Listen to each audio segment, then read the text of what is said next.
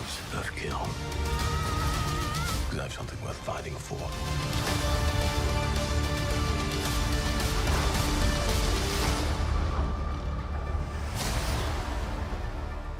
Hello, everyone. I'm Jacqueline Coley, a correspondent for Fandango, and ahead of tickets on sale, I'm here to chat with the cast and filmmakers of Thor: Love and Thunder. Chris, Tessa, Taika, thank you for being here. Come get those cookies. Yes, that's right. So it's been a few years since we saw these guys before, but I'm just curious if you can let us know, where does this fall in the timeline of the events of Endgame, Taika? Like, where are we picking up as? Where are we This going is to just find? after the Death Star blew up. Right before Han Solo Yeah. comes in and Yeah. yeah. That's it. Where does, you know more about Marvel movies than I do. Where's this? Well, You are the expert. You love talking about this stuff. Endgame left with Thor giving the kingship to Valkyrie on Earth, and Thor was in a pretty emotionally complex place at the time. What was his physique like? He was a little out of shape, you know. Oh, right. It represented his emotional kind of complexity. And he went off on a journey of self-discovery with the Guardians of the Galaxy. And that's kind of where we pick up. Yeah, we pick up, he's in a little bit of an existential crisis point, and he's trying to figure out who he is, what his purpose is. You know, is he really meant to be a superhero, or is there something else? Basically, it's a midlife crisis. Yeah. You know, that point Kinda that similar to what I'm everyone's experienced this. You wake up and you're like, am I doing what I should be doing? Yeah. And that's where he's at. It's our biopic. But I mean, and typecasting. I'm just asking this for the internet. This is not my query, because I felt that he was gorgeous and a lovable person on both. But has he hit the gym? Or are we going to get to see like some montage getting into shape? He's at the gym. He's been back to training, yeah. Yeah. Oh, I'm digging that. Adjusted his regiment from Xbox to X-Blocks. I like box. Yeah. I like seeing that. And then also Valkyrie, obviously being the head of the Asgardians now, this is a very different place from her than the drunken sort of wisecracking, I don't want to be anywhere. So where does she find herself on this new journey? Because I wouldn't say that she's entirely reformed, certainly not in wisecracking. But yeah, she's taken up the kingly duties, and it's new Asgard though, so it's like Asgard on Earth, which is a different Asgard than we've seen before, and she's kind of trying to navigate that. Exploit it. She's exploiting her people. A few random sponsorships. She's also Spoiler. she's got all the responsibilities of basically running a town and looking after her people, and where we find her is also missing the battlefield, because she spent her entire life as a career soldier and part of the Valkyrie, and now she's kind of got an admin job where she's like just doing a lot of meetings and a lot of bureaucracy, which is not really her tea. her favorite. She likes battleocracy. I really do like that. I love that we're going to get to explore this character now over 4 movies, because this was the first sort of solo MCU movie that we kind of got to see under this kind of phase. But I'm just like, what does it feel like? Chris, you're the only one that gets 4. You like elbowing Tom Holland, be like, I got 4, just so you know. I didn't realize I had until a few weeks ago. You have the most of any? Yeah, no one else has done 4. It's going to us, eh? No, it's cool. I have loved playing this character, and every time I've done it, I've had an opportunity to do something different, particularly when Taika turned up and we threw it in a different direction and wrecked it. He turned up and sold us cookies. And, look, every time there's a new creative venture and a different space to explore, it makes for a fun ride and a fun time, and that this film is just full of boundless opportunities to recreate again or rebuild Thor, because as you said, from the last film he was in a different space. So this film was a journey of self-discovery for all of us. Yeah, for me too. Yeah. All of us. I'm just looking at just you. All right, Tiger, I'm gonna put you a little bit on the spot, because I don't know if you guys know this, but one of my very first interviews as RT was actually for Thor Ragnarok. And in that interview, Taika, you let it kind of slip for us that Korg was the one that got to decide whether or not we came back for a 4th Thor. So I just want to know from you, because you said it in the interview, we have the clip, you're like, it really depends on how big of a trailer he wants to get, and you were like basically saying like Korg. So how did you get it greenlit, and when did Korg say you go ahead and do it? Well, Korg is an incredible person, and incredible to work with, and I just, as a director, I loved working with him because it was like There's such symbiosis between the two of you. yeah, It's like, and I feel more generous with him to give him more takes because I feel like he just brings something different. And you give him more lines. more lines, yeah. He's a little difficult to work with. Yeah, he's sometimes a bit frustrated because he doesn't learn the script that I've written. And and he does it on the day. Yeah. And then he sometimes, I could see him, he goes, and he reads it and he goes, why didn't I learn this? Yeah. I wrote this. It's a little rocky with him. Yeah, it's a bit rocky. Hey. But no, I don't know how, we basically got this greenlit over dinner. When the Ragnarok came out, we went and watched called into a few cinemas around town, and then we went and had a dinner, and we started talking through ideas for this new film, and that's with Kevin and the rest of Marvel, and I think the film became so beloved that they very soon after that they said, let's just do another one. Yeah. I love that one. And the dynamic of this one, it says right there in the tagline, love and thunder. And so you're coming back into this one. I feel like there's going to be a lot of ships going on. There's people that shipped you in Korg. There's people that shipped you in Valkyrie. Obviously, there's the epic love story of you and Jane. Like, how is Thor's romance? What is shipping? Shipping. People that support, Relationship-ing. people that say like you two should be like together. standing? Yeah, It's yeah. like kind of like standing. But you as a couple. A couple. It's a couple thing. Yeah. Shipping is like two people. Yeah, relationshipping. So they ship you two Got as a it. couple. They ship Didn't make you its way down to Australia and New Zealand. They put us in a little box. They Don't worry, seal it up. you'll They get put it some in like stamps on it, 10 and they years. ship us. Thank you, makes Tessa, sense. for the old man translation. Sorry. Yeah, what was your translation? Right. Don't worry, it'll hit your part of the world in like 7 years. Yeah, like everything else You does. just got the espresso martini like last time. Come off it. We just got New Zealand just got a third TV channel. We just got TVs. So yeah, where are your relationships going to be at this week? Is Thor going to be like in a triangle, quadrangle? There is love in this film across the board. Everyone has a little awakening in one way or another, some shape or form. Yeah. And universal love, and love for oneself, love for friends, one for universe, love for community. And I think, that you can assume some things from the title, but also don't assume. Ooh, Yeah. that's deep. Yeah. That's true. It's deep. I like that. All right, so we're going to add another female dynamic into this That one. just means that we don't know what we're talking about. That means We're trying to be No, but vague. it's- we can't tell you But it's true. anything because But we're how the fair. film ends is Different than what you might think, but I Yeah. would say it's the loviest Marvel movie in the history of Marvel Yeah. movies. Is that? Can we say that or? I think we can. I think we actually can. think so. It's a romance. A romantic comedy. It's a romantic It's a- comedy. it's a but roman- It's yeah. a romantic comedy, romantic Dramedy. tragedy. It's a dramedy. Oh, and when we first dramedy. came up with the ideas for this, like the one thing I had in my mind, the picture I had in my mind was like a Mills and Boon cover of like a romantic book, and I was like, I want it to feel like that, like. At times some like melodrama and like but wanting it to feel and run headfirst into the romance, into the love aspect of it, and not shy away from it, and which I can tend to do in my films as a New Zealander who's cynical and hates everything. I was like, no, I'm going to commit to this and like make sure that this does satisfy people and satisfy audiences with the romance. I do love that so much. I just want to I'm ask not about... even just talking about the romance you all assume I'm talking about. I do love that. Well then, what do you feel like the Valkyrie-Jane dynamic is going to be like? Because I feel like these two ladies could have infinite sort of energies with each other, and I'm so excited to see what they bring. I think first and foremost, Valkyrie is someone who's deeply steeped in her love of sisterhood.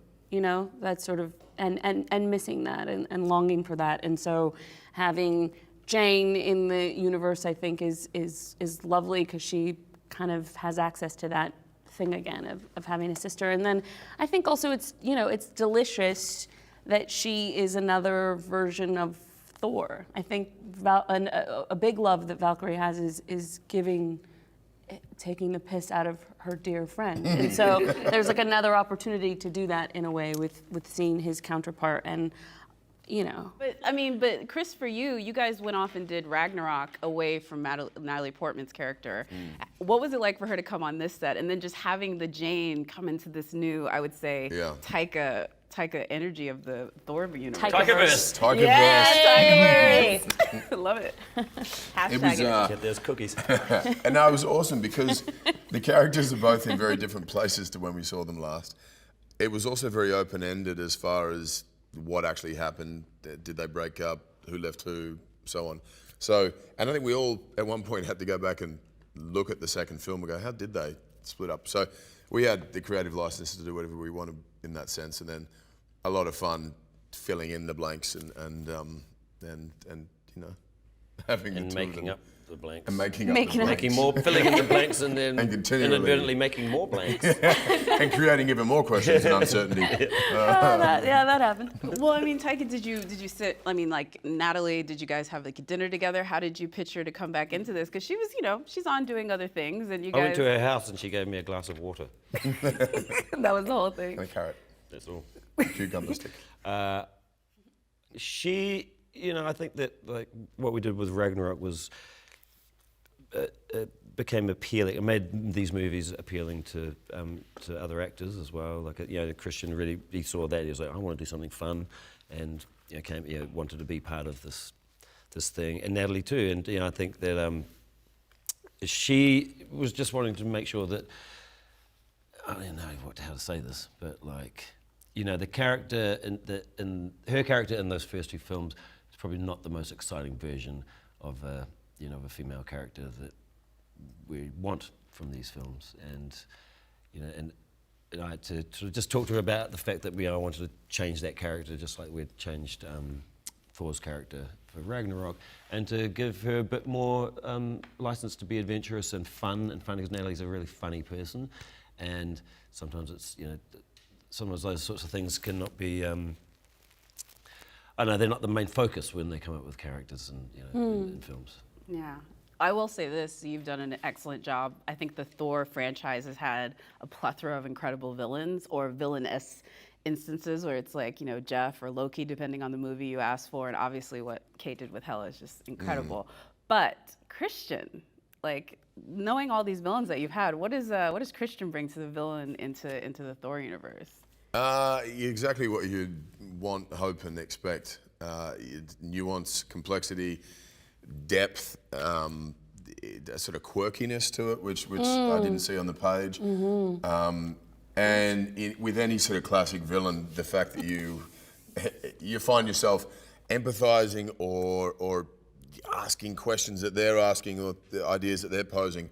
It's not just stock standard sort of evil villain. Yeah, you like root for them sometimes. Yeah, Him which is sometimes, great if you're playing the hero. Yeah. Everyone's rooting for the villain. So I'd say he's the most sympathetic villain they've had. And he's also tested the highest out of any villain that Marvel's had. Yeah. Wow.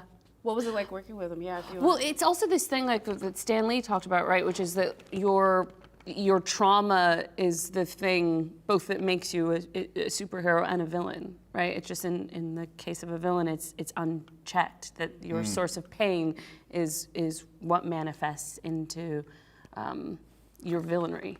And I think he captures that so well. And he just also was so surprising, you know? Like he just would make choices that you'd be like, oh. It just was so fun to watch, and such dexterity, and also what he did with his body, and he's really in it in a way, and the way that you would assume Christian is, but he also has a sense of humor about it. I don't know. He's a great actor, and the only other thing he's done is this film called Empire of the Sun, and that was his last job. yeah, He was that was a long time 11. ago too. Yeah, he hasn't So worked it's in been a an while. incredible journey for him. Yeah, And just to kind of help, you know, just sort of re-kickstart his career. Yeah, he's very choosy with his projects. It's taking him a long time to Yeah. dive into something else. Yeah. Well, I'm so glad he's a part of this because I can't wait to see what he does. Christian Bale, as he said the actor's name, right? Yeah, Yeah, he's okay. got a big. We're gonna get there. It's just something. Well, let's talk about Christopherson. influences too, because there's a bunch of comic nerds that I know are coming into this knowing Uh-oh. the whole Jane Thor storyline. So I'm gonna ask you about which specific comics you wanted to pull from, but also since you said romantic comedies, I gotta know which romantic comedies would you say is loosely inspired about the Thor? Because I so want to know this. It's a great one. How to Lose a Guy in 10 Days is great. Is a great one. 10 Things I Hate About You is also a good film. Oh yeah. Clueless is my favourite, I'd say. It's. Yeah.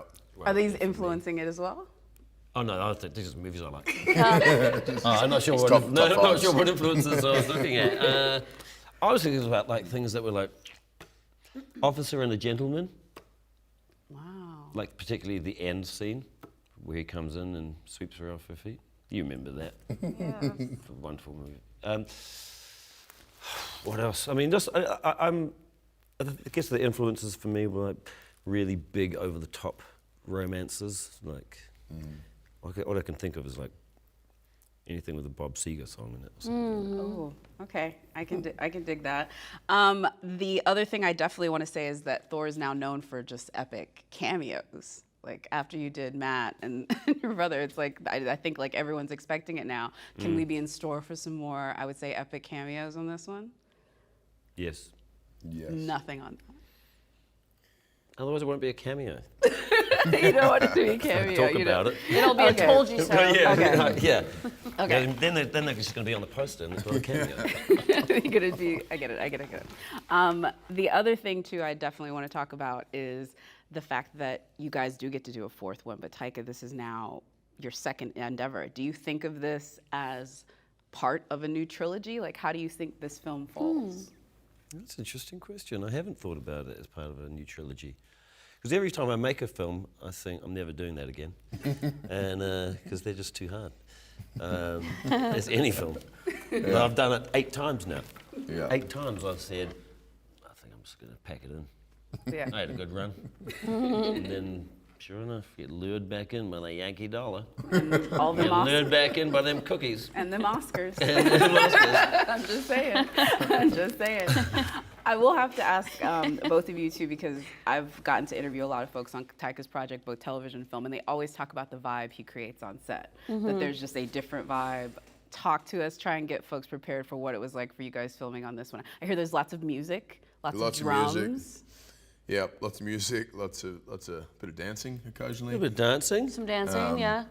Snacks, good snacks. Good snacks, some interesting direction. Some of it's like, don't do that again, Chris. Yeah. Do your Jack Sparrow impression, and which Tesla once thought.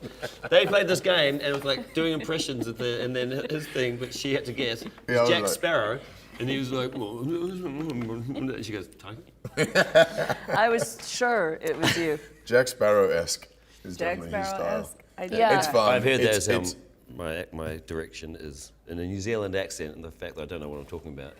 Oh yeah, Tesla was really great. I think maybe just in the next one you can maybe just try to get something. Okay, good. Action. Most of it is every scene you do is stifled by his laughing. Stifled. Yeah. Or He's kind yelling of- something Yeah, else. I beside did you. ruin a lot of takes with laughing. Yeah. Or just Yeah. yelling How do you over get the around that? top Because of I reckon stuff. some of our best stuff will never see the light of day because it has you laughing over the top of it. Well, yeah. I should just go direct from the trailer. You should direct from the drop. Keep Probably. your distance. Yeah. Yeah. Okay. I'll become one of those directors. Tiger will sit under the camera, like right here, and just like whisper or yell or scream suggestions. Yes. And it's fun. It creates a spontaneity and an insanity that Yeah, I think the is classic thing is what you get on do screen. it exactly like this. Okay, no, but yeah, however you want. And then no, exactly like this. Yeah, it's all there. But not like that. What was your favorite under the camera Taika direction that he screamed out from you, either on this or from Ragnarok? There's really too many to remember and think of It's what constant. the favorite is. Yeah, it's pretty constant. It never ends. Really? Yeah. Right. Sorry. What did the Guardians, did they know what they were getting into when they came on set? Like, did they have any idea that this was it? Like, what's the vibe now that you add in these sort of ragtag group of folks that I'm sure are just like, what is going on here? I don't know. I have a different name to James. James, I think, he directed me briefly in Suicide Squad. Yeah. And he just knows what he's doing. That's the difference. He's got a plan, and he knows every frame that he's going to shoot, and he storyboards everything, and he just knows what he wants. where I'm just trying to, like, I'm like, I don't know what I want. I'll see it somewhere in there at some point. The first time I met them all was on the Infinity War set. And from that day, there was just such a different sort of vibe and energy that each of the characters brought out in each other. And it was the same with on this film. Like, it's a whole different dynamic when you have characters from another franchise who are used to doing their own franchise mashed into this world. It was, like most of it, insane and hilarious and fun. What was the favorite moment from the Guardians or Nebula or any of the new folks? Oh, well, I didn't. I just came to set to watch because I wasn't in any of the Guardian stuff, and I don't remember which of them said it to me. But someone asked me, "Is it always like this?" I was like, "Yes, it is. Yes, it is." I think like what you were saying, Taika. I think it's like maybe just we're used to a certain like level of chaos, like existing in a certain level of chaos, because there's always like the version that's on the page and then the thing, and then we throw that out and do a bunch that we know probably maybe 95% of it will never get to be in the film, but you do it for the 5% that can live there. And also just for the fun of, like, we're here, we got dressed up in these stupid costumes, and we may as well enjoy this moment rather than like just be prescriptive and just do the one line that's written there. And the residual effect of that conversation or that energy or that gag that then trails into the actual dialogue has a different sort of nuance to it. Yeah. I dig that. I wanted to just say real quick on uniforms, maybe we're not supposed to say, but love your Instagram picture. So what did I do? Of the new Valkyrie clothes. Oh, it was my fault. I sent a picture to my stepmom and she posted it on Instagram. Oh, man. Oh, really? I didn't know that. Yeah, I wasn't me, and it's a big thing. She feels terrible. I'm so sorry, Marvel. I'm so sorry, Disney. It's not my fault. I'm never gonna send selfies again. No. But You looked great. You're nowhere near Mark Ruffalo's level. You're familiar, that's right. You're Wait a saying- minute, can I just ask real quick? Well, I was there. I was behind Mark Ruffalo at the premiere when he had his phone in his pocket. And it was someone online. said, live stream, you coming to the premiere. And then he was like, great, sat down and he put it in his pocket with a camera pointing out at the screen. And someone like ran in after 10 minutes and was like, pulled the phone out of his pocket because he'd been streaming the movie. It was probably one of the greatest dad internet moments ever, and I he's loved like, it so much. I told you not to make me do this live stream stuff. Poor Mark. I appreciate it though. All right, last thing though on the new film, and I know you probably can't say, but if we're gonna go ahead and say Taikaverse, we have to talk about the multiverse because I feel like Marvel just added this like wrench in all of you guys' tea now, where there can be different versions of every event, and you don't know which version of Loki between Endgame and some of the other stuff they've done. Oh, God. I know. I just have to ask. Too Do many. you think There's Thor's... an editorial multiverse within this film. I was thinking today, like, depending on which avenue you went down with which improvised scene, you have... There's the potential for 15 different versions of this movie. That would be so cool. could We be so should cool, do that wouldn't one it? where you could like choose your I've always own. loved adventure. I always loved the idea of like just taking all of the footage and then making it available and just saying to someone else, Go "Here's it. Make a movie." Make your version of this movie." Yeah. That's a cool idea. I love this so much. Now that we're 4 films deep, obviously everyone wants to talk about the legacy of the Thor films and the legacy of the MCU. I want you to, if you could please just talk about what you think is the legacy of the Taikaverse, like these 2 films together. What do you want folks to take from them? And I'll start with you, Tessa. I don't know. I always thought when we made Ragnarok, the whole concept of Ragnarok is it basically like destruction, and inside of destruction, there's the opportunity for creation. Like Taika and I talk so much about introducing Valkyrie. Like, what does it look like if a female superhero disrupts some of those like classic tropes? Like, what does that look like? And to me, that feels like a unique contribution, which is to say, like, the tropes are really cool. It's why we all tune in and we watch these movies obsessively. And also, what can we do to subvert them? That, to me, feels like the legacy of what our films do and hopefully continue to get to do. Love that. What about you, sir? Well, I think what Taika does so brilliantly in all of his films, and going right back to the first film I saw, which was Boy, is there's a wonderful amount of fun and adventure and humor, but heart at the center of it, and love, and I do. This is what this film embodies, and I think all of his films have in many, many layers. This film definitely, like, again, well, we're not going to go on about love too much, but you know, I keep thinking about those moments in this film. There are moments in this film that I think are very touching, and you know, whether your film is for people to have this, be swept away on this adventure and escape, and laugh and have fun, but also to feel something. And I think, you know, this film is quite emotional as well. So. Yeah. I'm going to bring it to another emotional side a bit too, because when I was gearing up for this, I let folks know, and like the love they have for this particular franchise, for you as Thor, for you as Valkyrie, for your direction, is pretty intense. Like people were like mad at me because I was going to be here. And I just have to ask you, Taika, coming into this, I know the fans are so a big part of how you make your films. How has it been to see their reaction? It's quite amazing. I mean, when I first got Ragnarok, you know, there were a few people who were like, who's this guy? He's going to ruin everything. And I was like, that's the point. That's not the point. I'm coming in to break it and then make it in a new way. And there was a lot of love after that, which was great. But it was also, you know, it was a collaboration, a joint effort. Like Marvel wanted to do something different, which is why they brought me in. Chris wanted to do something different. I wanted to do something different. And it just, I guess we all just thought, what do we want out of this film, and let's try and satisfy that want and that need. Well, I think you have. Folks that don't know, like I said, tickets are on sale now for Thor, Love and Thunder. Please head over to Fandango and you can pick up your tickets now. Come get those cookies.